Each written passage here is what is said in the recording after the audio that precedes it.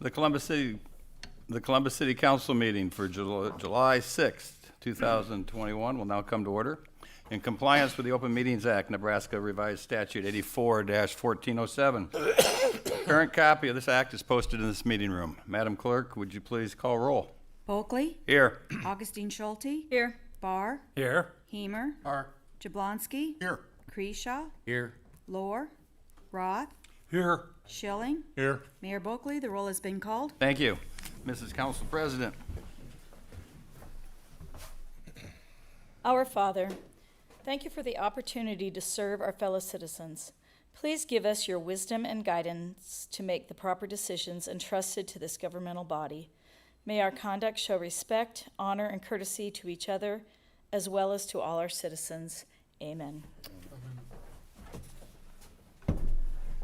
Oh, Can you see by the dawn's early light what so proudly we hail at the twilight's last gleaming, whose broad stripes and bright stars through the perilous fight o'er the ramparts we watch were so gallantly streaming, and the rocket's red glare, the bombs bursting in air, gave proof through the night that our flag was still there.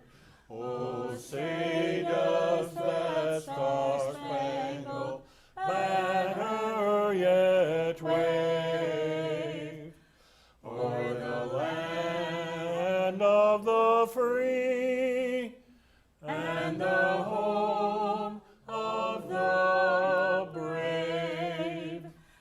I pledge allegiance to the flag of the United States of America and to the republic for which it stands, one nation under God, indivisible, with liberty and justice for all.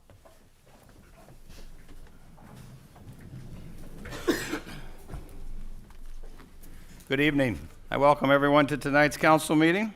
If at any time during our meeting this evening anyone in our audience would like to address any item on our agenda, we'd ask that you please come forward, give your name, address, and we'd ask that you leave your comments to 5 minutes or less. Thank you. We now will go to the consent agenda. Item 4, consent agenda. The following items are considered to be routine by the City Council and will be enacted by one motion. There will be no separate discussion of these items unless a City Council member or citizen so requests, in which event the item will be removed from consent status and considered in its normal sequence on the agenda. Item 4A, minutes of the June 21st, 2021 City Council meeting. Item 4B, quote from Suba Construction in the amount of $9,850 for demolition of the A-frame building at the airport. Item 4C, resolution number R21-91, adopting City Council rules. Item 4D, resolution number R21-92, approving the amendment to the lease to Hangar Aircraft with FlyX LLC and Urban Cowboy Aviation LLC to cover additional aircraft in hangar number 1406E. Item 4E, resolution number R21-93, authorizing payment of various improvement projects. And item 4F, payroll and bills on file. Mr. Mayor and Council, is there anything you'd like removed from consent status? Mr. Mayor, I move that the consent agenda be approved as presented. Second. We have a motion and a second to approve. Any discussion? Seeing none, all those in favor signify by aye. Those opposed, nay.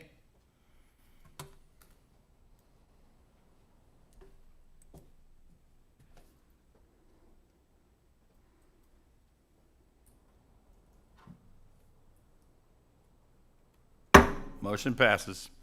Brings us up to public hearings.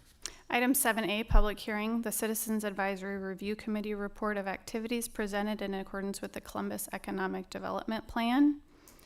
Is there anyone here to speak against this public hearing?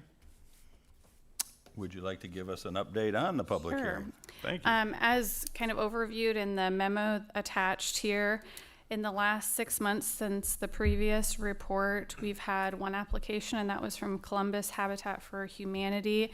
They requested $103,000 for assistance on the infrastructure and for New Hope Second Subdivision. So since that time, it's been approved, and the funds have been distributed to Habitat. Also, since the last 6 months, we did hear from Department of Economic Development that the city was awarded a second round of rural workforce housing funds. So we had used our economic development funds for the first award of $750,000 for matching funds from our economic development fund, and for the second round we did the same thing. So that $750,000 has been dispersed to NeighborWorks Northeast, and they've also received the $750,000 from DED. We're in the process right now of soliciting housing projects and developers to apply for that second round of funding. Any questions? And there's a fund balance report attached. Mr. Mayor, I move the public hearing be closed. Second. We have a motion and a second to close the hearing. Any discussion? Seeing none, all those in favor signify by aye. Those opposed, nay.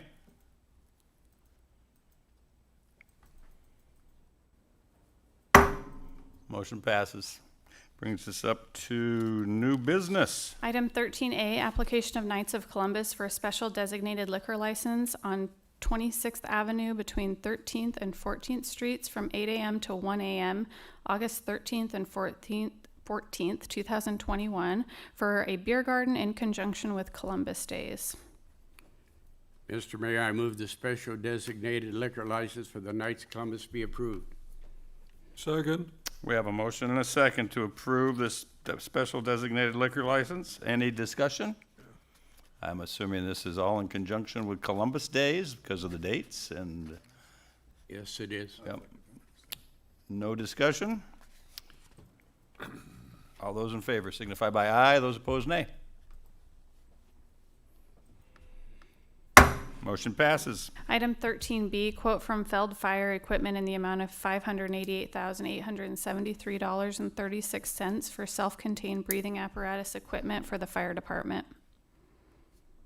Mr. Mayor, I move that the quote from Feld Fire Equipment for self-contained breathing apparatus equipment be accepted. Second. We have a motion and a second to approve this quote. Any discussion? Seeing none, all those in favor signify by aye. Those opposed, nay. Motion passes. Item 13C, quote from Electric Pump in the amount of $31,850 for emergency purchase of 2 submersible lift station pumps for the wastewater collection system. Mr. Mayor, I move that the quote from Electric Pump for lift station pumps be accepted. Second. We have a motion and a second to accept the quote from Electric Pump. Any discussion?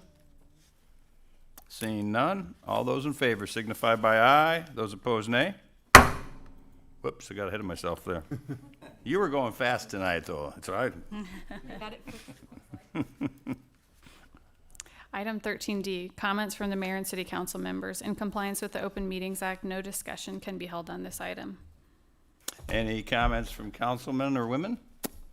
I have a couple of comments I'd just like to make in general. Obviously, if you haven't been out near the hospital toward the Parkway, you might not know it, but everybody that lives in that part of the country knows that 48th Avenue is open. And I kudos to our street department and Garing's Construction. Great job. I know it's not totally finished yet, but it looks good and actually came across in pretty good time. Would like to remind the public, we're still very concerned about water usage. We'd like the public to do their best to voluntarily conserve water. Mainly what we're talking about is watering your lawns, asking odd number addresses to water on Tuesday, Thursdays, even numbers on Monday, Wednesdays. Then just a couple of notes of things happening in town. Thursday afternoon at 1 o'clock, the governor will be in town for a roundtable discussion that he is hosting. It will be at the Ramada Inn, 1 o'clock. Then next Thursday at 11 o'clock, we will have an official groundbreaking ceremony for the Library, Cultural Arts Center, Children's Museum, City Hall. So again, that's next Thursday at 11 o'clock. So some pretty good things on our agenda coming up. All right. Mayor, we'll can I move- say one thing? I'm sorry. Yes, sir. I'd like to thank all the people that observed the curfew at fireworks this year. I do not appreciate all the people that did not. Thank you. Okay, on to resolutions. Item 14A, resolution number R21-94, approving the amendment number F to the standard agreement and general conditions between the owner and construction manager, Boyd Jones Construction Company, in the amount of $2,089,852 for structural steel, reinforced steel, and masonry as part of the community building project. Mr. Mayor, I move resolution number R21-94 be adopted. Second. We have a motion and a second to adopt resolution number R21-94. Any discussion? I just figure if you're gonna have a groundbreaking, you better have material there to start building. All right, all those in favor signify by aye. Those opposed, nay. Motion passes.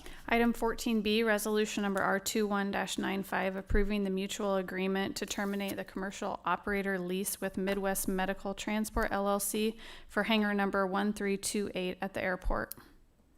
Mr. Mayor, I move that resolution number R21-95 be adopted. Second. We have a motion and a second to approve resolution R21-95. Any discussion?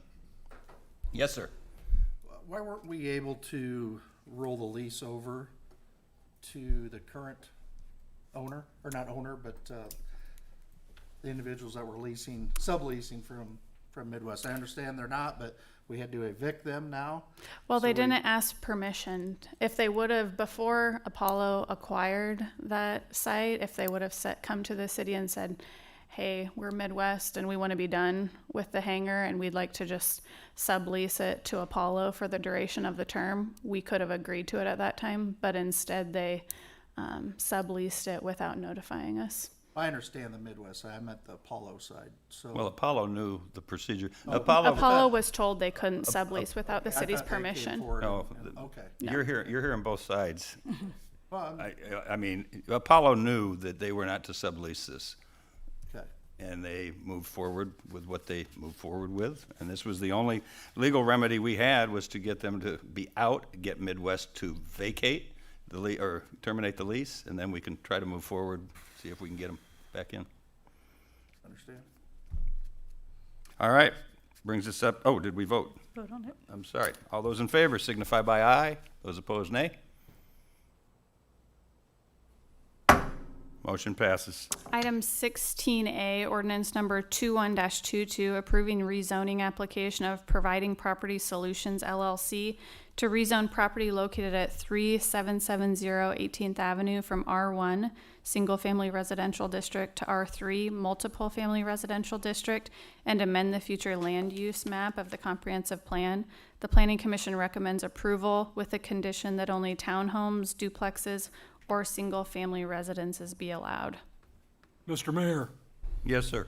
I request to abstain from voting on this issue, item 16A and 16B, as I am a property owner within 300 feet of the property. Ye- But because I have a substantial interest in this particular item as a citizen, I request that I be allowed to stay in the room and observe and speak to the council regarding this item.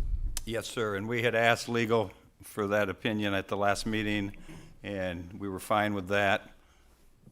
Yeah, I think this can just roll over till today is just the second reading. Same situation. Yep. I would, and I know there are people here, it is just the second reading, there will be a third reading. Is anybody here interested in making any statements for or against? You're welcome, you're here, you're welcome to, if you want to. Seeing that you're here, I'm asking, but again, I'm telling, there is gonna be a third reading at If the this point. council- If the council wants to. The council I mean, the council has the ability to pull it from Right, where there's it an is now. option to go ahead and suspend the rules and consider it tonight, or just have this be the second reading and go to a third reading. So does anybody in the audience want to address this item? Please come forward. A at this time, but if it's basically applicable, so you can start now if you want. All right, Mike Hanson, 3670 Regency Place. Unfortunately, I couldn't be here for your last meeting. I did send an email, so hopefully you had an opportunity to see that. I was at the Planning Commission meeting a couple weeks ago, so I was at that meeting. And so we talked about the rezoning from R1 to R3, and then there was a request for a special use permit, which failed at the Planning Commission. So I'm curious, is the council aware of the fact that that failed, and are you considering the special use permit? I don't have an issue with R1 to R3, but I am concerned about that special use permit because it does open it up to all kinds of stuff, including hotels, motels, apartment buildings, and so on. We moved into that community because it's quiet. It's a nice cul-de-sac. We have great neighbors, and we want to keep it that way, and we want to keep our property values up. And I think beyond what she was talking about with the initial use of Airbnb, we were okay with that. But if it goes beyond that in terms of lodging and bigger kinds of things, I have a real concern with it. Just a couple of things. Just the formality of a planning commission recommendation coming to the council, since it did not pass there, it comes to us just that same way, that it did not pass. So that's how we receive that, because they're just a recommending body. Right. The recommendation came to the council as not being passed, yea or nay by them, okay? I understand that. Just so you knew that. Any discussion on, or questions for Mr. Hanson? Well, I guess I just want a clarification with the ordinance. There is no way, though, that hotels or anything more than, because of the way that the ordinance is written, they can only have duplexes, townhomes. They can't build hotels or anything more for lodging, the way that the ordinance is written. If it's That's how it if came it's through. R3, but if you issue a special use permit, I think that would open it up to that. I don't think that it can. Well, Right, a special use is on top of zoning. So if the zoning ordinance says there are limits, the special use can't trump that and become more intense. So what's the value of the special use The permit then? value of the special use to the applicant is that any residential property today, in state statute, it says that a city cannot prohibit any residential property from being an Airbnb for less than 30 days, consecutive days. I'm aware of that, yeah. So by going to R3 and allowing the townhomes, duplexes, single family, they can build those structures and do Airbnbs in them for less than 30 consecutive days.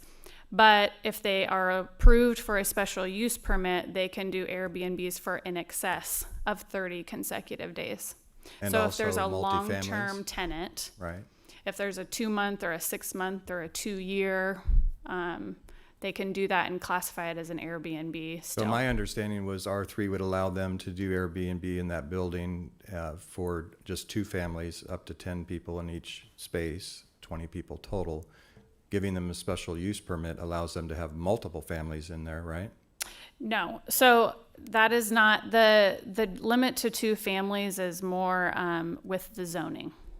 Okay. So that's the townhomes, duplexes, single-family residence. So that comes first. You have to follow those rules. And then the lodging is just about the 30 days, over 30 days for lodging. All right. So yeah, I'm good with the Airbnb concept. What I'm not good with is a hotel, a motel, or an apartment building. And if that's not going to be the case, then I'm fine with that. But that's not what I was understanding. The hotels, motels, apartments would not be permitted with this ordinance. but you would have, you could have multiple Airbnbs. I understand that. On that That's- property, yeah. being used. It's big enough where you could put more duplexes or townhomes or whatever. Mm-hmm. And we're really, we have the Regency townhomes there, which are very nice. And so something like that would be good. Whose job is it to monitor that situation?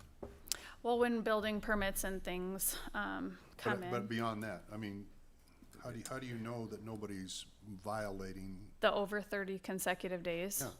That's just the way the state wrote the law, but we won't be So nobody will enforce it. babysitting it. So it's another ordinance that we have that is unenforceable. It's not our ordinance. We didn't do Yeah, it. but we're trying to change here to make it, you know, the R3 to comply with the state ordinance, but have no ability to enforce it. No, we're not changing nothing here is relevant to the state's law that we have to allow Airbnbs in residential properties. What this ordinance 16A is doing is changing the zoning to R3, but limiting what can be built to basically R2 zones. And that will go in perpetuity, and we will be able to enforce that forever, as long as Only at the building level, at the building level. only. What else would it be need to When you apply start to? bringing people in and renting it for multiple families more than it's allowed, who takes care of that? Well, if there's a I think that's what the neighbor's concern is. They're not concerned that the building gets done properly. It's what happens after you build it. And if nobody's watching it and we have no authority to tell them that they're wrong or move it on, then I guess I have a little bit of a problem with that. But Yeah, I mean, ultimately, if there are townhomes and they're Airbnb-ing them and there's a complaint that they think there's 2 units and 4 people are renting it out, so who would they can make complain a that to? complaint to the city and we could inquire with the property owner. Perfect, that's what I needed to hear. But if they lie to That's- us, hey, that's yeah. what I want to hear. I mean, you got to know if these people are upset, if they find out, who do they go to? But if you say we have no authority because the state says they can do anything they want, then it doesn't make a whole lot of sense. But that's me. Sorry, Colette, I didn't mean That's all right. to. I'm Colette Hansen. I live at 3670 Regency Place, and I've been doing some research on state statutes and ordinances. And Nebraska statute 41201 indicates the legal definition of lodging. The legal definition of lodging, as it's applied in the state of Nebraska, is for hotels, motels, room housing, boarding housing, or apartments. I don't know that this Columbus City Council can override or minimize the legal definition that the Nebraska legislature has established for lodging. You may attempt to, but ultimately I would believe the property owner, if they had a lodging designation, could force that issue and maximize it to the extent that the state of Nebraska allows. Not if they're not in the appropriate zone. Okay. The other thing that I wanted to discuss was the fact that it's my understanding through statute 19929 that the city council can exercise the power to adopt a new standard and procedure for granting continuous or conditional use, but in doing so, they have to not just have the format to adopt it, but the standard. And I don't know what the standard is in Columbus. I haven't seen one applied. This seems rather random because it's supposed to be consistent with the current property owners not being minimized to maximize a new property owner or request by one individual. And it does seem like the lodging option minimizes the rest of the neighborhood to maximize the use for one particular house. I don't think you want every house on Regency Street to be now all of a sudden lodging zoned. But by doing this, you're opening it up for everyone else for the same consideration. You can't do that as an entity without recognizing everyone else has the same right. So I would encourage you to take a look at those statutes. Another part of my research was with the Secretary of State's office, and according to the Nebraska Secretary of State this afternoon, the organization, as it's listed here, Providing Property Solutions LLC, is not a legitimate LLC. It is not registered under that name. It has no officer listed. It would appear as though the name was vacated or never actually applied for, and a different name was chosen. So this reading with this name should not even be applicable because it's not a registered LLC in our state. I don't know if she's even aware that that change was made or if the city's aware. Also, in the process of doing this, like I said, I've researched a number of state statutes, and The city is supposed to have a master plan in place, and when they're going to deviate from that master plan, it's supposed to be with a very formal process. It's not just supposed to be a random request by a citizen to all of a sudden change the rule. We bought into a neighborhood based upon what the zones were, and based upon what the rules were, and based upon what the neighborhood was going to be constructed like. So to go ahead and now change it definitely changes the demographic. We have traffic issues to deal with. We have transient people now that we'll be dealing with. I mean, less than 30 days, that counts as a transient person. And as I said, my big concern is the state's definition of lodging. I would like us to pay real close attention to that, because superseding that rule, I don't think would be allowed in a court of law later in the future. Thanks. Any questions for Colette? Anyone else like to speak against this ordinance?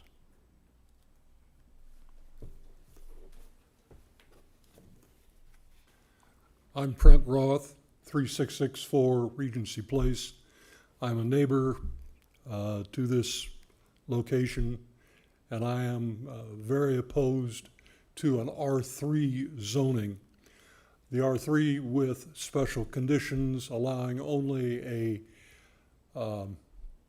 duplex, single family, or townhouse is acceptable as far as I'm concerned.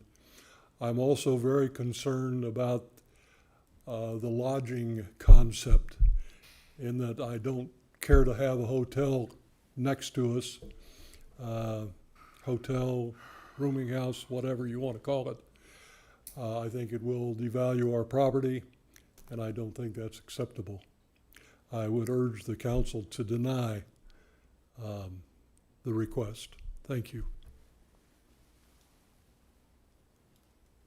Any other comments? Council have any comments? Yes, please. Bob Hackett, 3775 Regency Place. The property in question is adjacent to my property as well. I am also concerned about the potential ramifications of this special use permit and the potential impact on property values as well. I do have a question relative to short-term rental regulations, as I see the City of Lincoln passed an ordinance relative to this in response to the state law just in June 17th last month, shortly before this came up, restricting short-term rentals and putting an ordinance around this. So I would ask the council to consider that as well. And I too am, again, concerned about potential occupancy limits being exceeded in this situation. We obviously, when purchasing a home, you cannot choose your neighbors. However, when you purchase a home, you do count on the city and the governing body to manage the zoning in the adjoining areas in a fashion that respects the homeowners who have invested in that property as well. So I would request that you take that into consideration as well. Thank you.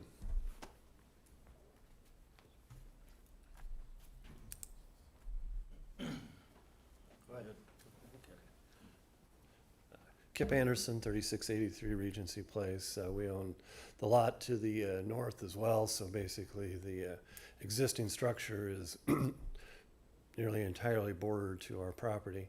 I spoke at the last meeting. I know a couple of the councilmen were not there.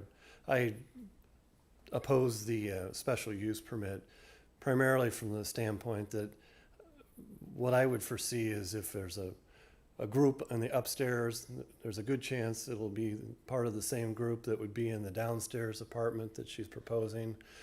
I see the potential for a fairly large number of people and a noise hazard, as well as cans and bottles and things ending up in my yard. So as a concerned property owner, I'm okay with a single structure, which could be done without the special use permit, and that's why I oppose it. Thank you.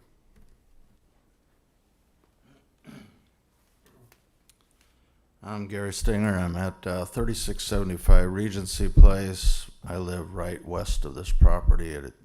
It's adjacent to the open area to the south of the building.